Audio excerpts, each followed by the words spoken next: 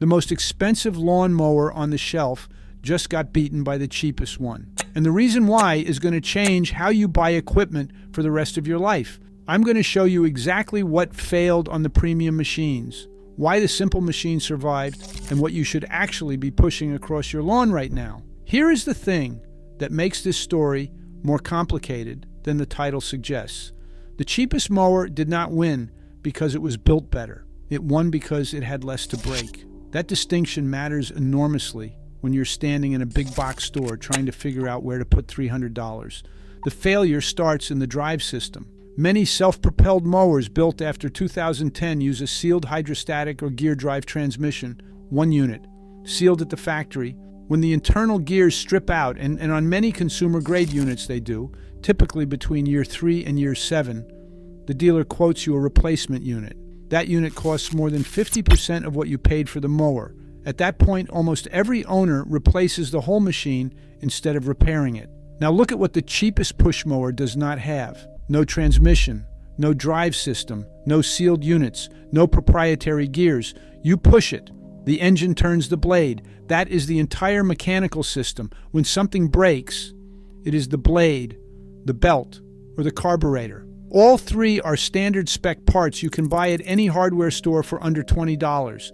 That simplicity, which the industry treats as a deficit, is actually the reason these machines outlast their more expensive relatives in real-world use. But here is where you need to pump the brakes before you walk into a store and grab the cheapest thing on the shelf. The Consumer Reports data is unambiguous. The Murray at $250 and the Worx battery model at $299 are among the worst performing mowers in independent testing, worst reliability scores, worst overall.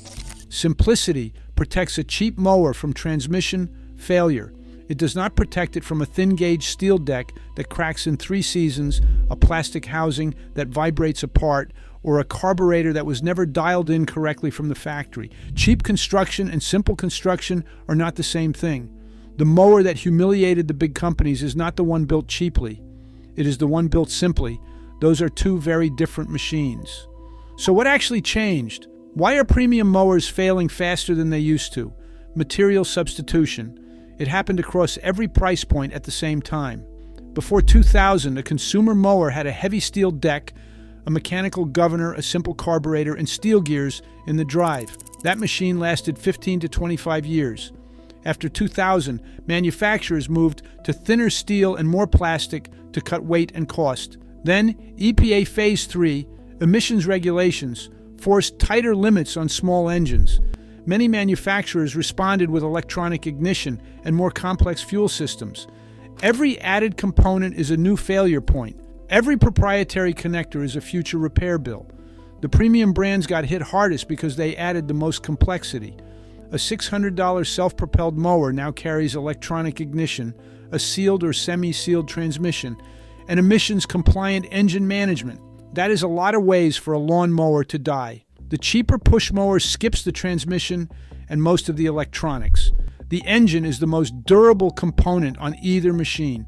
Everything built around it determines how long the mower lasts. That is the humiliation, not a quality victory, a complexity defeat. The premium machine did not fail because the engineering was bad. It failed because there was too much of it. Every feature that justified the higher price, the self-propelled drive, the sealed transmission, the electronic controls, was also a failure point that the push mower simply did not have. When the $500 machine went to the curb at year 6, because of a stripped transmission, the $300 push mower was still cutting grass with nothing wrong that a 15-minute carburetor cleaning would not fix. But knowing why the simple mower won does not help unless you know exactly what to buy, what to avoid, and how to tell the difference when you are standing in the store. The maintenance that keeps a simple mower running for 15 years is straightforward, but the intervals and the methods are specific. Get them wrong, and you are replacing parts you did not need to replace. Get them right, and you are the person running the same machine for 15 years, while your neighbors cycle through 3. The complete buying guide and maintenance protocol is in the description. That is exactly why we built it. I'll tell you what no dealer ever will. The mower in your garage right now probably has 15 good years left in it. They just need you not to know how to get them. A mower that lasts isn't built different. it's maintained different. The new maintenance protocol shows you what actually kills these machines, how to spot trouble in your own engine early, and which parts to buy without getting jerked around at the dealer. The same know-how that keeps one starting on the second pull after 40 years. Every book comes with a printable maintenance calendar, and whether you've got a walk-behind or a riding mower, there's one for both. Scan the QR code or tap the link up top, code Robert, for 15% off. Make it last. Now let me tell you exactly what to look for when you are standing in that store, because this is where most people make the decision that costs them $1,000 over the next decade. The actual smart play in the $300 range is a steel deck push mower with a carbureted engine. No transmission to seal, no drive electronics. One belt, one blade, one carburetor. The total mechanical system is something any person with basic tools can service at home. When the carburetor jets clog from stale fuel, and they will, you pull the bowl, clean the jets, and put it back together. 40 minutes, a few dollars in materials. That is the repair equation that keeps a simple machine running for 15 years instead of being replaced at 7. If you are spending more, the research points in one direction. Honda is the name that appears consistently near the top of reliability rankings across independent testing sources, including Consumer Reports. Current Honda gas mower pricing starts higher than it once did, so verify current pricing before you shop. But the brand's reputation for deck quality, parts support history, and resale value at 5 and 10 years out remains well documented. The Toro Recycler line is the other name that keeps appearing at the top. Both brands use better gauge steel in the deck, have longer parts support histories, and carry higher resale value at 5 and 10 years. Neither is immune to the material substitution problem. Both are meaningfully better than the mid-tier field. But if you cannot or will not spend that much, the move is not to buy the cheapest self-propelled mower at $300. That machine carries many of the failure points of the premium models: sealed or semi-sealed transmission, thinner deck, electronic ignition on newer builds, and none of the build quality. You are buying every liability and none of the durability. The Consumer Reports ranking on the Murray makes this concrete. It uses a Briggs & Stratton engine, the same manufacturer whose power plants go into mowers costing twice as much, though at a smaller displacement and base spec level. The deck and housing construction around that engine is what failed the testing. The engine was fine. The machine around it was not.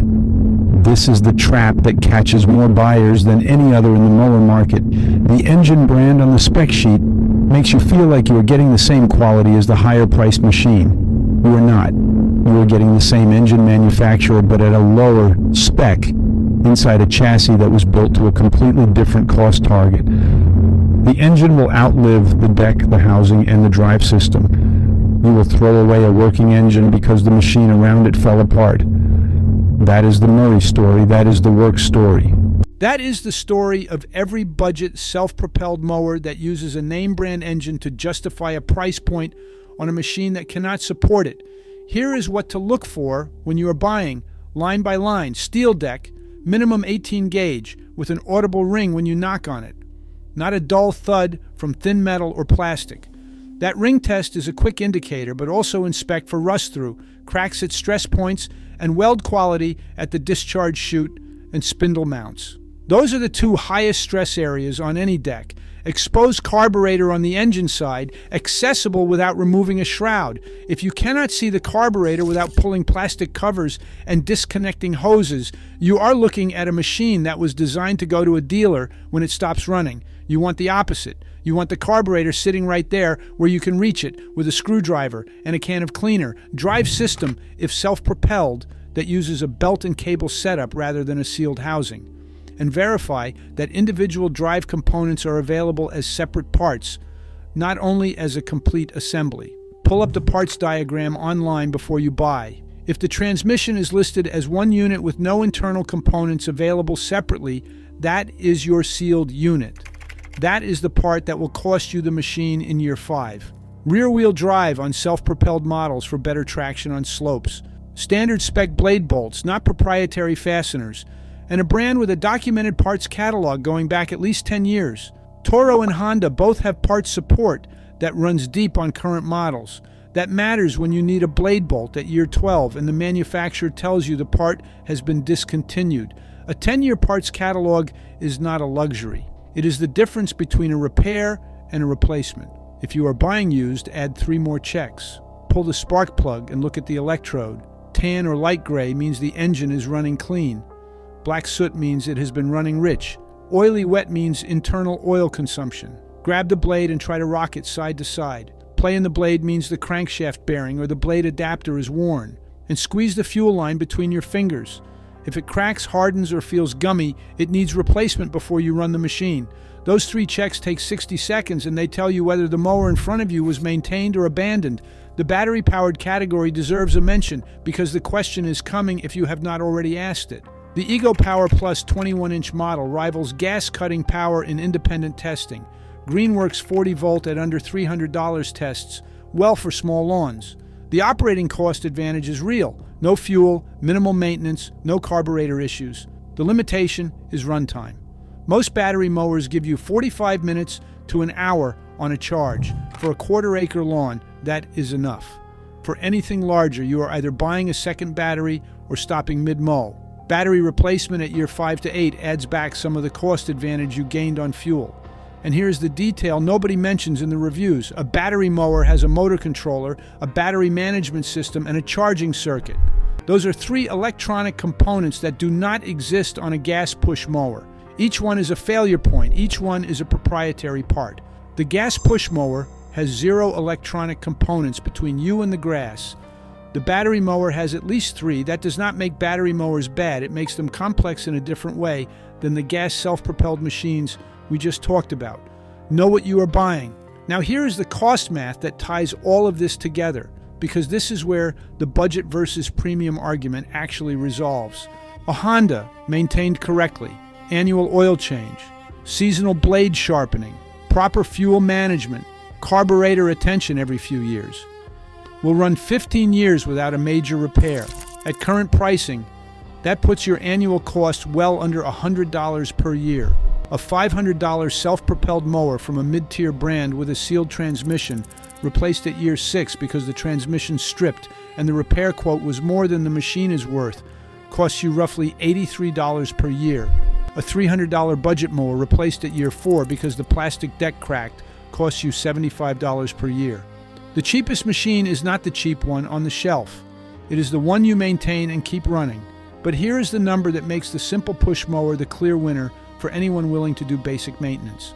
The simple steel deck push mower at $300, not the budget brand with the plastic deck, the one with the heavy gauge steel deck and the exposed carburetor, maintained correctly, will run 10 to 15 years on nothing but oil, a blade, a filter, a spark plug, and the occasional carburetor cleaning. Your annual cost drops below $40. Over a decade, that is $400 total purchase price plus parts for 10 years of grass cutting. No other category in the mower market can touch that number. Not battery, not premium self-propelled, not mid-tier. The simple machine wins on math, and it wins because the things that break on every other machine do not exist on this one. That is the machine that actually humiliated the big companies. Not by being sold cheaper, by being fixable when everything else went to the curb. The industry does not want you to understand this. Every year, they add a new sealed component, a new proprietary connector, a new electronic system that turns a simple repair into an expensive service visit. They call it progress. They call it innovation. They call it homeowner convenience. What it actually is, what it measurably is, when you track failure rates and repair costs and replacement cycles across a decade, is a machine that needs more from you and gives you less control over what happens when it breaks. The mower that outlasts everything else is not a mystery. It is steel where it needs to be steel. It is mechanical where it can be mechanical. It is repairable by the person who owns it, not by a dealer with a diagnostic computer. The machines that survive the complexity trend are the ones that were never designed to need a service visit in the first place.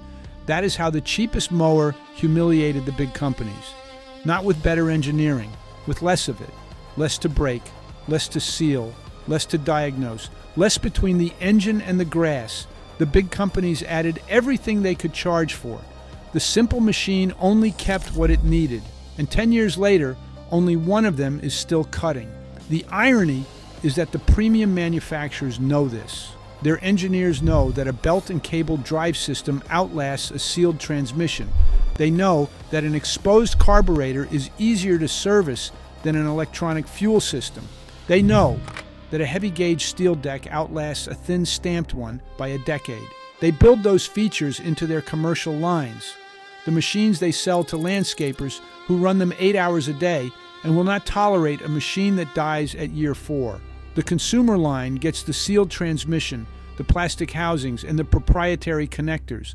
The commercial line gets the serviceable components, the heavy steel, and the 20-year parts support. Same company, same engineers, different customer, different machine. Walk into any commercial mower dealer and look at what the landscapers are buying: Skag, Exmark, commercial-grade Toro, commercial-grade Husqvarna. Every one of those machines has an exposed serviceable drive system. Everyone has a heavy-gauge welded deck. Everyone has an engine with accessible maintenance points. Everyone has a parts catalog that goes back decades. The landscaper cannot afford a machine that dies at year 4. The manufacturer knows that. So the commercial machine is built to the standard that every machine should be built to. And the consumer machine is built to a standard that guarantees replacement inside the warranty window or just past it. The cheapest push mower on the residential floor is accidentally closer to the commercial philosophy than the $500 self-propelled model sitting next to it. Simple drive, heavy deck, exposed carburetor, serviceable by the owner. That is the humiliation. The $300 push mower shares more engineering DNA with a $10,000 commercial zero-turn than it does with the $500 self-propelled machine one shelf over. The premium consumer mower is the outlier. The simple machine and the commercial machine are the standard. The industry just does not want you to see that. The complete buying guide, maintenance protocol, and cost per year calculator for every mower category we covered today is in the description. What are you running right now? Did the $500 machine die on you, or are you still pushing the simple one your father bought in the 90s? Drop it in the comments. That answer tells the whole story.